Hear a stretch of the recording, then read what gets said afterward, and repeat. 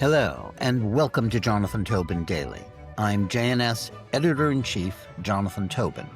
Now let's get started. Who is losing the most in the successful strikes on Iran by the Israeli Defense Forces? At the top of the list is, obviously, the Islamist regime itself. It has had its terrorist infrastructure in the form of the leadership of the Islamic Revolutionary Guard Corps, as well as what is left of its military, decapitated. And, of course, it has suffered significant damage to its nuclear facilities, in addition to its oil and gas industry, which is the foundation of the despotic government's already shaky economy. We don't know yet what this will mean for the future of the theocratic regime that has maintained power since it took over for the country in 1979.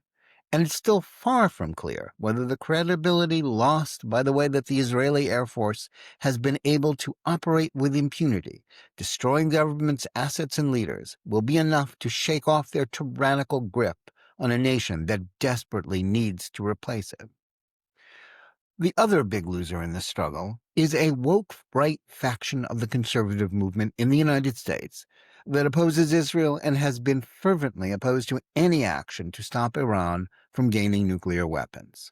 More to the point, this ragtag group of talk show hosts, right-wing influencers, and social media gurus who can't seem to mention Israel without betraying their anti-Semitic tendencies has lost President Donald Trump.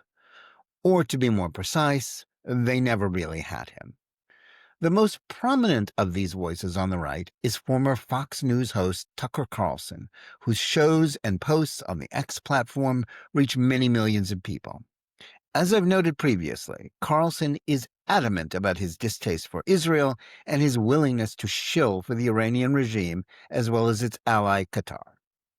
But he's just the most well-known and loudest of a group of people who have utilized the internet to create the impression that Trump's voters share their views about foreign policy, most specifically when it comes to Israel and Iran. What they have failed to understand is that their soft spot for Tehran, a government that has never wavered from its belief that America was the great Satan with whom they were locked in perpetual conflict, had nothing to do with what Trump has dubbed his America First foreign policy. As polls have consistently shown, Republicans and conservatives overwhelmingly support Israel, even as Democrats and the political left have abandoned it. Yet Carlson and his woke right acolytes, imitators, and supporters are certain that Trump will lose his MAGA supporters if he continues to support Israel and doesn't pursue a policy of appeasing Iran. However, as Trump said in an interview in The Atlantic, he's the one who decides how to define America first, not Carlson and the trolls he platforms or plays to via the internet. Their confusion stems from their conviction that Trump's determination not to commit America to more failed wars like those in Iraq and Afghanistan meant that he had no interest in supporting Israel's defense or was willing to let a nation like Iran acquire the ability to intimidate or destroy the Jewish state, as well as Arab allies like Saudi Arabia.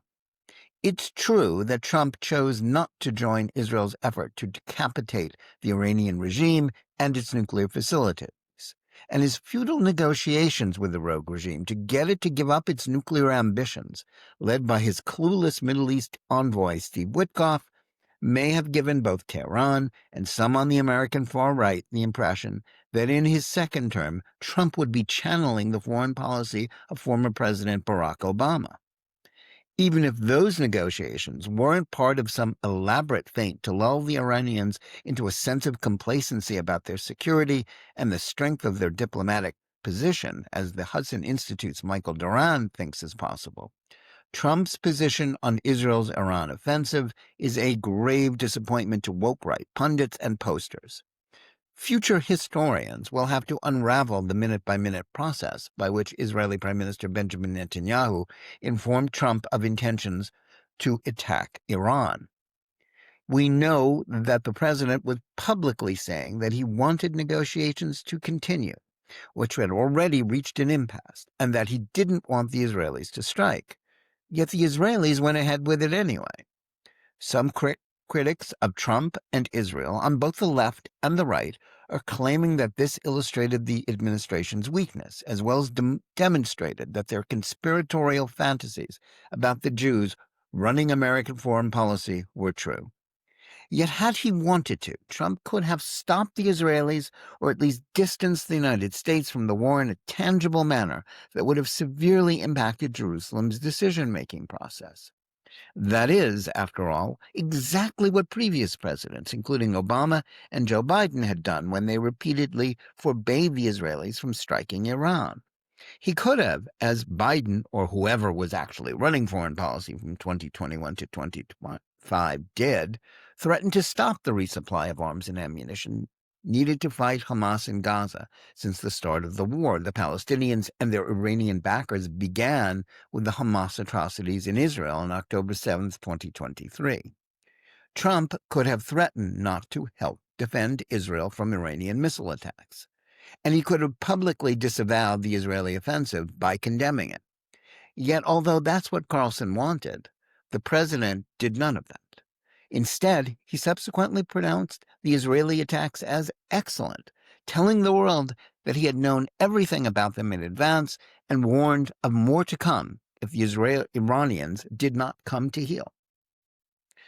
As U.S. Secretary of State Marco Rubio and others in the administration made clear, Washington was not participating in the fighting, but the continued American involvement in Israel's defense against Iran's indiscriminate firing of missiles and drones aimed at civilians in Tel Aviv, Haifa, and Jerusalem, Jews, Arabs, and Christians, and others, shows that the two allies are still closely cooperating in this struggle against a common foe. The point is that Trump meant what he said about not wanting to mire the United States in more forever wars based on the dubious prospects of nation building aimed at transforming Islamic countries into Western-style democracies. He also meant what he said about never allowing Iran to get a nuclear weapon, something that Obama and Biden's policies, cheered on by feckless European allies and domestic leftist and far-right factions that hate Israel, would have guaranteed in the long run. Trump fancies himself a great deal-maker and peacemaker, and his success in brokering the Abraham Accords in his first term gives him reason for doing so. Still, he also doesn't want to repeat Obama and Biden's mistakes in appeasing Iran.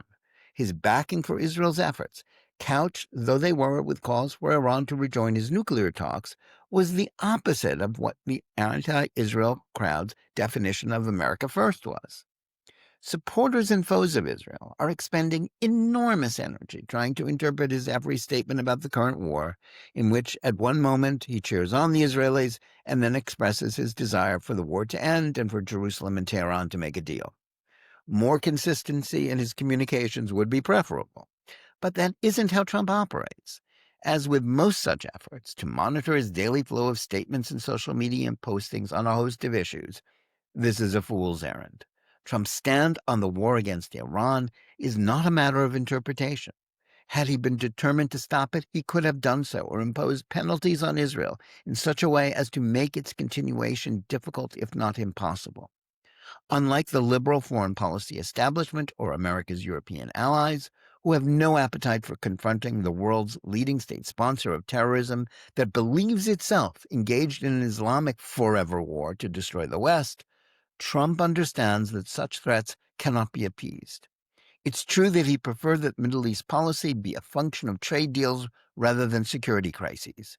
Yet he neither shares the Obama vision of a rapprochement with Iran, in which it would replace Israel and Saudi Arabia as the linchpin of American ties to the region, nor believes in the fairy tale about the mullahs wanting to get right with the world, as the 44th president did.